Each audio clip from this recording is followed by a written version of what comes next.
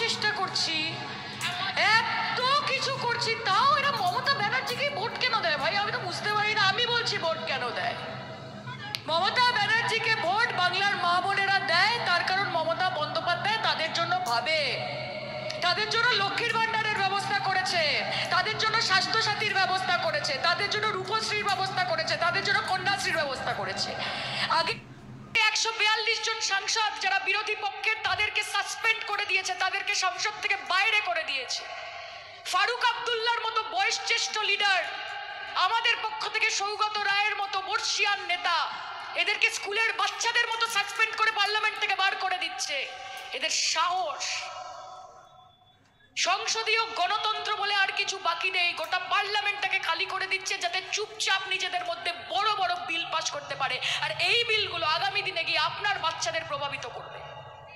কাজে ভোট যখন দেবেন মাথায় রাখবেন যে নরেন্দ্র মোদীকে, এই ধাপ্পাবাজ জুমলাবাজ বিজেপি পার্টিকে একটাও ভোট নয়, একটাও ভোট দেবেন না। এরা আপনাদের জন্য কিচ্ছু করেনি, এবং যারা আপনাদের জন্য কাজ করতে গেছে তাদেরকে আটকেছে। মমতা ব্যানার্জিকে প্রত্যেক দিন আটকাচ্ছে যাতে আপনাদের টাকাগুলো আমরা দিল্লি থেকে আনতে না পারি। মায়া লাগাইছে, পিরিতি শিখাইছে, দেবানা বানাইছে, কি জাদু করি আরে ভাঙর মায়া লাগাইছে। তাহলে এত মিটিং মিছিল হচ্ছে কোথা থেকে? আর যখন মমতা বন্দ্যোপাধ্যায়কে সরকারটা দিয়ে গেছিলে, ঋণের বোঝা চাপিয়ে দিয়ে গেছিলে যে সামলা, আমাদের করা ধার, আমরা যে কোটি কোটি টাকা ঋণ করে গেছি সেই ধার দিয়ে গেছিলে মমতা বন্দ্যোপাধ্যায়কে। তাও মমতা বন্দ্যোপাধ্যায় 12 বছর ধরে সরকার চালাচ্ছে, কারুর কাছে কোনোদিন হাত অব্দি পাতেনি।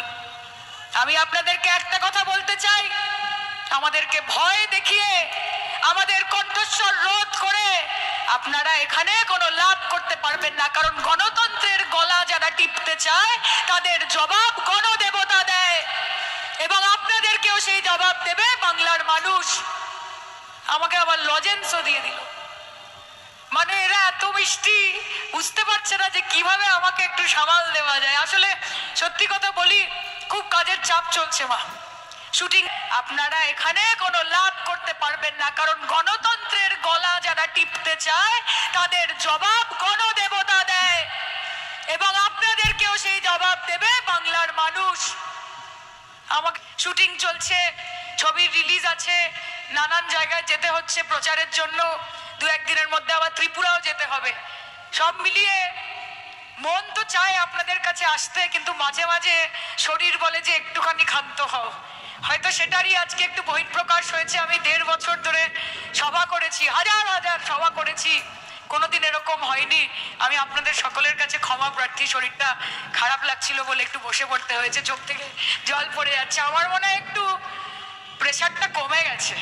বিজেপির জন্য আমাদের প্রেশার বাড়ে না, সেই নিয়ে নিশ্চিন্ত থাকুন, প্রেশারটা একটু কমে গেছে, তা সেটা ঠিক হয়ে যাবে। এবং আজকে দেবাংশু দারুণ দারুণ কথা বলেছে, আমি আপনাদের কথা দিয়ে যাচ্ছি, আগামী দিন অভিষেক বন্দ্যোপাধ্যায় বলেছে যে নিজের বুথে যদি মনে হয় কোনো ভালো ছেলে মেয়ে আছে যারা আগামী দিন আপনাদের হয়ে প্রতিনিধিত্ব করতে পারে, সেই নামগুলো